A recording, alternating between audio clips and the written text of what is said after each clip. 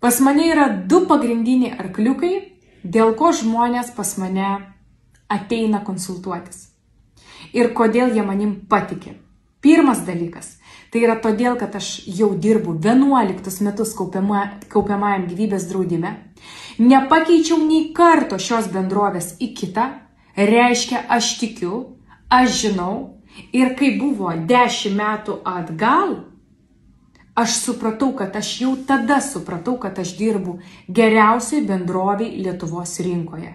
Ir kad aš savo mamai, savo tėčiui, savo tetai, savo močiutei, kuri jau baigėsi jos sutarties ir jinai išsiėmė pinigus, savo draugiai, savo pažįstamai, aš negaliu parašyti geresnės sutarties ir pasiūlyti jai, neigu Compensa Life bendrovėje.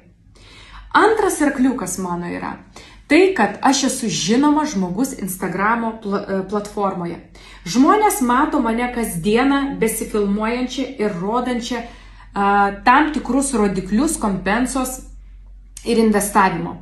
Aš rodau ir aiškinu viešai, reiškia mano kiekvieną žodį pasakytą prižiūri ne tik tai mano kolegos, žiūri iš kitų ofisų, ar aš nenusišnekėjau, žiūri mūsų direktoriai, stebi ir žiūri kiekvieną mano pasakytą žodį. Jeigu aš kažkur suklystu, aš privalau pasitaisyti, nes tai buvo padaryta klaida tiesiog nejučiom, nepagalvojau, pamiršau, bet akimirksnių klaida būna pataisyta, bet iš esmės mes klaidų viešai meluoti, net kalbos nėra apie tai.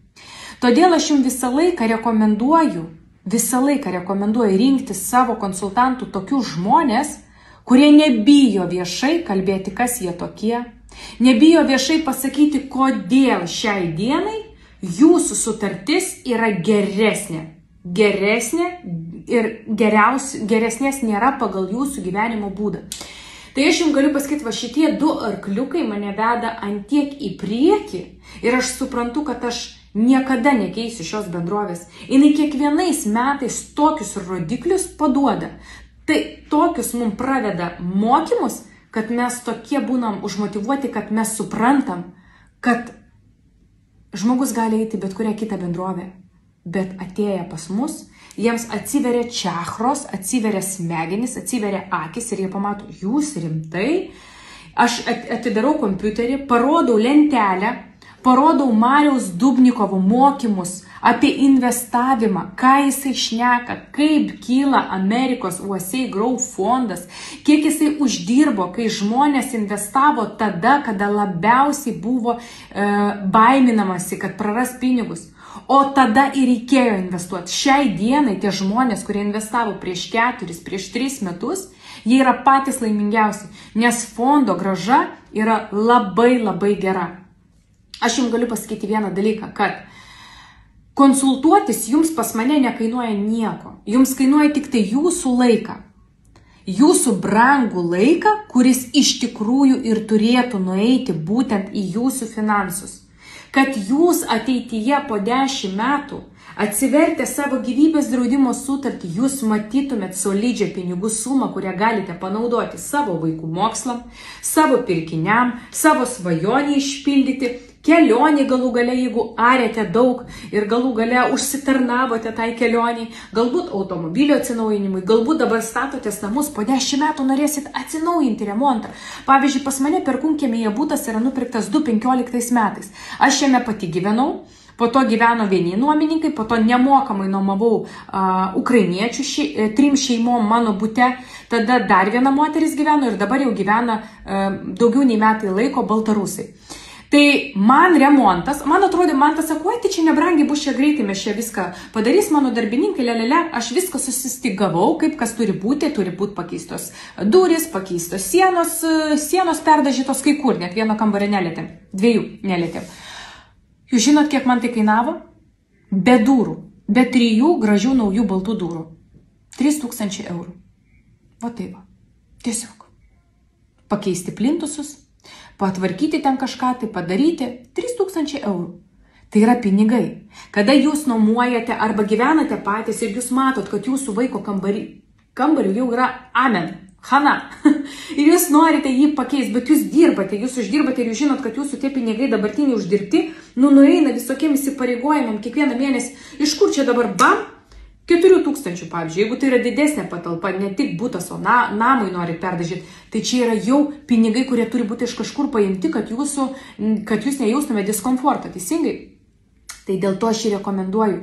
Taupykite, net jeigu neturite tikslo, jisai atsiras po 5 metų. Kai jūs pamatysite, kai aš paskambinu klientam ir sakau, nesenai skambinu Mildai, sakau, Milda, dabar mane stebit, vis tiek žiūrėsite stories, sakau, Milda, jūs žinote, kad jūs pasirašėte sutartį pas mane prieš 5 metus. Jo, žinokit, Violė, karts nuo karto prisijungiu, aš gaunu tas lenteles gale metų, ten ataskaita tokia ateina. Aš ten nelabai suprantu, ar aš ten nėra taip, kad mažiau turiu. Sakau, Milda, sakau, jūsų sukaupta pinigų suma šiai dienai yra didesnė, negu jūs įdėjote.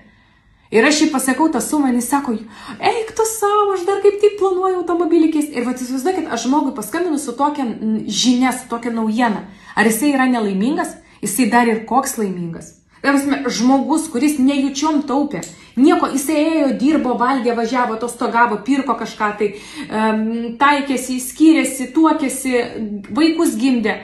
Ir žmogui tiesiog šalia viso to jo gyvenimo susikaupė dar pinigų suma ir jinai kaip tik planavo keisti automobilį. Sako, jūs mane... Bet sako, jeigu aš dabar išimsiu, aš savo blogiau padarysiu. Aš sakau, kaip ir blogiau nepadarysite, bet jūs tikrai nesukaupsite dabar per tą laikotarpį, nesukaupsite galbūt tos sumos, kuri buvo numatyta, nes jūs pasiemate dalinį išėmimą iš sutarties, kas nėra rekomenduojama, geriausiai išlaikyti bent 10 metų sutartį. Bet jeigu jau labai reikės, jūs galite pasinaudoti. Sako, gerai, aš pagalvosiu. Ir viskas, ir taip žmonės taupo, taip jie gali atsidėti, taip jie gali džiaugti savo pinigų sumą. Tai jūs, galiu pasakyti, rinkitės konsultantus, kurie jums viską išaiškina, kurie būna žemiški, susitapatina su jumis, būna paprasti, o ne taip, aš finansų konsultantas. Jūs manęs paklausykit, jo, gerai, jeigu jūs nenorite, netaupykit. Pas mane arogancijos su klientais niekada nėra. Aš kiekvienam atsilyginu už tai, kad jisai manim pasitikė, nes konsultantų pas mus yra jūra. Kiek norit, tiek ir rinkitės. Bet 11 metus dirbti toje pačioje bendrovėje, patikėkit manim, ir dar būti matoma ir žinoma. Aš esu po padidinimo stiklų ir tokių žmonių Lietuvoje yra vos kokie 3-4, kurie yra po labai dideliu padidinimo stiklu. Nes finansų konsultantai, jie negali nusišnekėti, jie negali meluoti ir sakyti briedo, nes iš karto bus poliuotas iš darbo. Jūs įsivaizduokit, dabar aš pasakysiu, įdėsit po metų ir turėsite ir galėsite išimti tą patį, ką įdėjot. Įsivaizduokit, aš tokį sakinį paskui viskas. Jokių čia atsiprašymų ar kažkokių tai ten pasiteisinimų net nėra, nes tai yra melas. Tokį melą gali jums pasakyti žmogus, tyliai sėdint vienas prieš vieną. Aš turiu kalbėti tą patį, ką sakau viešai, tą patį jums ir individualioje konsultacijoje. Tik individualioje konsultacijoje aš išgirdu jūsų poreikius, jūsų istorijas, jūsų ten netiktis, skyrybas, kas ruošiasi, kas nesiruošia, kaip čia dabar padaryti, kaip geriau. Iš manęs gausite, įsivaizduokit, per 11 metų. Jūs įsivaizduojat, kokią aš patirtį turiu prikaupusi. Ir kiek klientų esu mačiusi su visomis, realiai, su visomis sutartimis Lietuvos rinkoje. O kiek dar yra tokių atsiųstų iš Anglijos, pavyzdžiui, sutarčių, kurie turi draudimus su kaupimais. Kai jie moka po 250 svarų, jie nėra net apsidraudę normaliai savo gyvybės. Jie rizikuoja be proto savo pinigais, o ten jau 100 tūkstančių yra prikaupta pinigų ir tie fondai šiai dienai jam neša minusinę grąžą. Tai žinokit, aš analizavau įvairiausias sutartis. Ir mano pati pradžia kompensoje buvo kaip sakau, ant karštų pėdų. Dėl to, kad būdavo įvairiausių klientų, ateidavo pas mane ir analitikai, ir žmonės, kurie užduodavo tokių klausimų, kad aš sakau, Gretai, vadovai savo, sakau, Greta, aš nežinau, ką daryti, aš nežinau atsakymų. Ir mes sėdėm, analizuojam, skambiname į centrinį biurą, klausiam, rašom laiškus, kad klientui atsakyti teisingai, nes kai tu dar atrašai laišką, tu žinai, kad tas laiškas gali būti panaudotas prieš tave, tu negali meluoti tokioj srity. Dėl to, kai aš stebiu kartais kitus konsultantus,